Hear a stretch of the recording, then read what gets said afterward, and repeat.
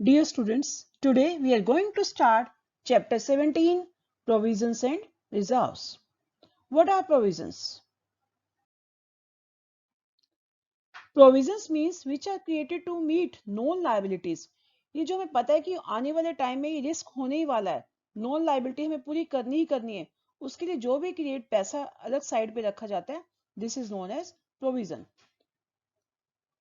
ये provision means any amount written off or retained by way of providing depreciation or retained by way of providing for any known liability is known as provision. This is known as provision. यानी जो भी known liability के लिए पैसा एक side पे रखा जाता है बिजनेस में, पता है कि आने वाले टाइम में ये लाइबिलिटी होनी ही होनी है, this is known as provision. It is created out of profit and loss account. इसे प्रॉफिट एंड लॉस अकाउंट में से ही क्रिएट किया जाता है. And what are the examples of provisions?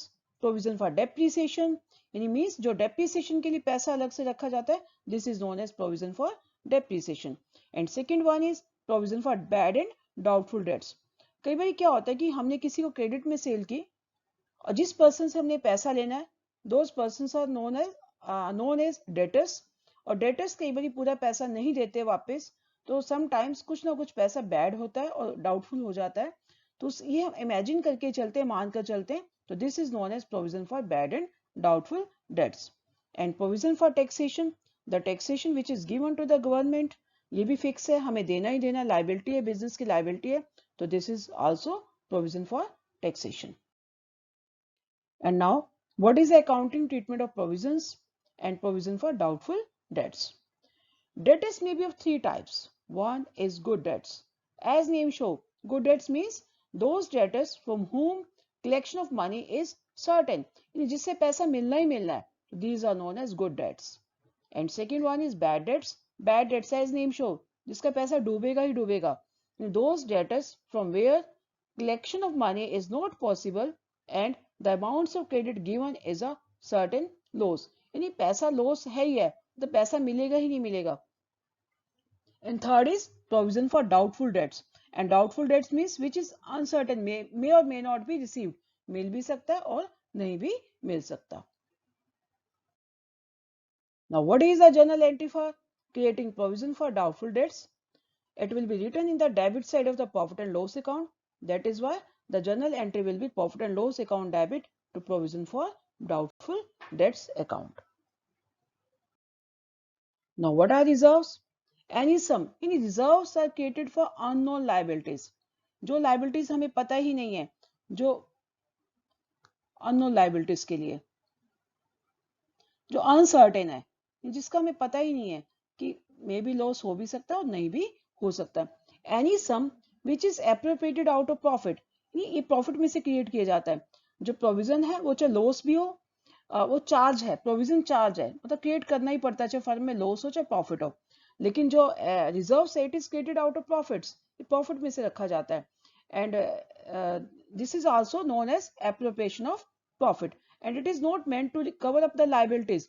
Liability को कवर अप करने के लिए नहीं है, कंटीजेंसीज को कवर अप करने के लिए नहीं, कमिटमेंट को कवर अप करने के लिए नहीं है. It is created to meet the unknown liabilities. Emergencies के टाइम में इसको यूटिलाइज किया जा सकता है. Now, reserves are also known as appropriation of profit to strengthen the financial position of the business. Reserves क्यों किए जाते हैं? Reserve means savings. जो बिजनेस एक पैसा सेविंग के फॉर्म में रखता है, तो सेविंग जितनी ज्यादा सेविंग्स होगी, it shows the financial position of the business, कि उस फर्म की बिजनेस पोजीशन जो स्ट्रेंथन है, अच्छी है.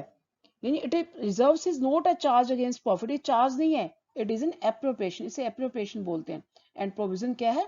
प्रोविजन चार्ज है. चार्ज मतलब जो प्रॉफिट हो या लॉस हो पे करना ही पड़ता है, इसे क्रिएट करना ही पड़ता है. लेकिन रिजर्व्स तब क्रिएट करेंगे जब बिजनेस में प्रॉफिट्स होंगे. Now examples of reserves: general reserve, workman compensation fund या reserve, investment fluctuation fund या reserve, capital reserves. Now next question is difference between provisions and reserves. What is provision? What is the basic nature of provision? Provision is a charge. Earlier I told you, charge means it is charge against profit. यानी profit हो या ना हो, provision तो create करना ही पड़ेगा. But a reserve is an appropriation of profit. Profit होगा तो हम सेविंग में रिजर्व में पैसा डालेंगे, नहीं तो फर्म पैसा ट्रांसफर नहीं करेगी रिजर्व में. Purpose, provision is created for a known liabilities और expenses which is not certain. Known liabilities के लिए क्रिएट किया जाता है. But reserve is made for strengthen the financial position of the business. यानी जितने ज्यादा रिजर्व्स होंगे इट मींस फर्म की फाइनेंशियल पोजीशन उतनी ही अच्छी मानी जाएगी. Next is third point, effect on taxable profit. कहते हैं जो प्रोविजन है, provision is shown in the debit side of the profit and loss account. तो इससे प्रॉफिट डिक्रीज हो जाते हैं, यानी it reduces the taxable profit. जिन प्रॉफिट पे हमने टैक्स पे करना है फर्म ने वो रिड्यूस हो जाते हैं. बट रिजर्व आपके प्रॉफिट एंड लॉस में नहीं दिखाए जाते, तो it has no effect on the taxable profits. And presentation the balance sheet. Provision को कहाँ दिखाते हैं बैलेंस शीट में? प्रोविजन या तो हम क्या करेंगे, एसेट में से, बैलेंस शीट की एसेट में से डिडक्ट कर दिया जाता है, या फिर इसे लाइबिलिटीज में भी दिखा दिया जाता है. बट रिजर्व को हमेशा लाइबिलिटी साइड में ही दिखाया जाता है. Now next question, types of reserves. General reserve, specific reserve, revenue reserve and capital reserves. General reserves के एज नेम शोज, जिस रिजर्व को हम कहीं भी यूटिलाइज कर सकते हैं, किसी भी पर्पस के लिए यूटिलाइज किया जाता है. यानी when the purpose for which the reserve is created is not specified. यानी इस रिजर्व को क्यों क्रिएट किया गया है, इसको कोई पर्पस नहीं है, पता नहीं किस पर्पस के लिए किया गया है, तो this is known as general reserve. It is also termed as free reserve. यानी इस पैसे को कहीं भी यूटिलाइज किया जा सकता है. Now specific reserve, these are created for some specific purposes. किसी स्पेशल पर्पस के लिए क्रिएट किया जाता है and can be utilized only for that purpose. इसको कहीं और यूटिलाइज नहीं कर सकते, जिस पर्पस के लिए क्रिएट किया गया वही इसको यूटिलाइज करना है. जैसे for example 1 point, dividend equalisation reserves. यानी इस रिजर्व को हम डिविडेंड डिस्ट्रीब्यूट करने में ही यूज करेंगे. यानी कई बार क्या होता है, this reserve is created to stabilise और मेंटेन द डिविडेंड रेट. यानी कई बार फर्म में प्रॉफिट ज्यादा नहीं होते, जब ज्यादा प्रॉफिट होता है तो कुछ पैसा हम क्या करेंगे, डिविडेंड इक्विलाइजेशन रिजर्व में डाल देंगे. इन किसी भी पर्टिकुलर ईयर में अगर फर्म में प्रॉफिट्स की कमी है तो जो शेयर होल्डर को प्रॉफिट बांटना है, जो शेयर होल्डर को प्रॉफिट का जो पार्ट दिया जाता है, that is known as dividend. तो कई बार क्या है कि प्रॉफिट कम है तो डिविडेंड कम देना पड़ेगा. तो डिविडेंड कम देंगे तो share holder will not be agree, वो खुश नहीं होंगे, विल नॉट बी हैप्पी. तो उन्हें सेटिस्फाइड करने के लिए तो इस जो डिविडेंड इक्विलाइजेशन रिजर्व के पैसे को यूटिलाइज कर दिया जाएगा उन्हें डिविडेंड डिस्ट्रीब्यूट करने के लिए. इस पैसे को, इन डिविडेंड इक्विलाइजेशन रिजर्व को सिर्फ डिविडेंड डिस्ट्रीब्यूट करने के लिए यूज किया जाएगा और किसी पर्पस के लिए यूटिलाइज नहीं किया जाएगा. Second point is workman compensation fund. It is created to provide for claims of the workers due to accident. मान लो किसी वर्कर का फर्म में एक्सीडेंट हो गया, तो एक्सीडेंट हो गया तो वो क्लेम कर रहा है कुछ, तो इस पैसे से उस वर्कर को क्लेम दे दिया जाएगा.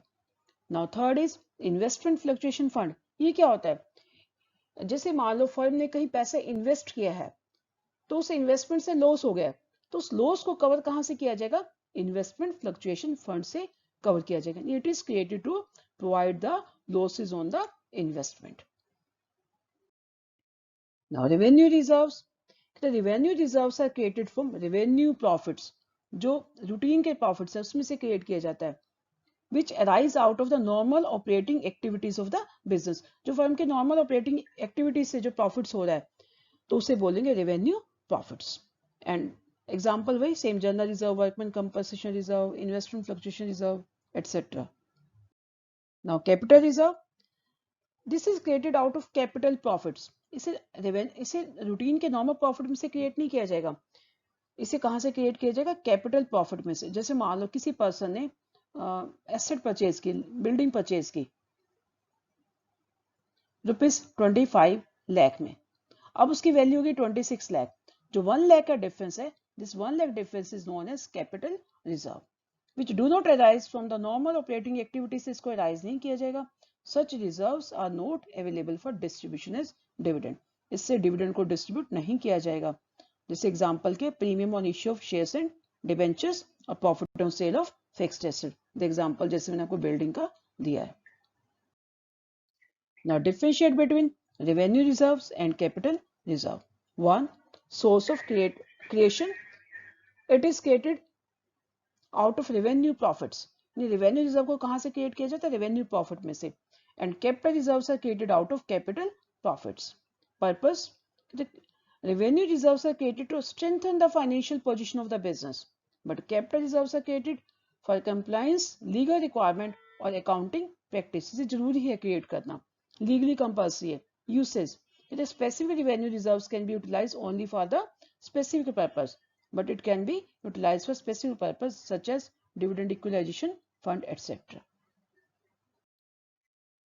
Now importance of reserves, अब reserves की क्या important है, reserves की importance one is meeting a future contingencies, कहते फ्यूचर में ये काफी हेल्प करता है, कैसे, अनफोर्सिन लॉसेस में कैसे हेल्प करता है, इफ एनी अनफोर्सिन और abnormal loss arises in the future, कोई भी लॉस होता है तो reserves can be utilized to meet such eventualities.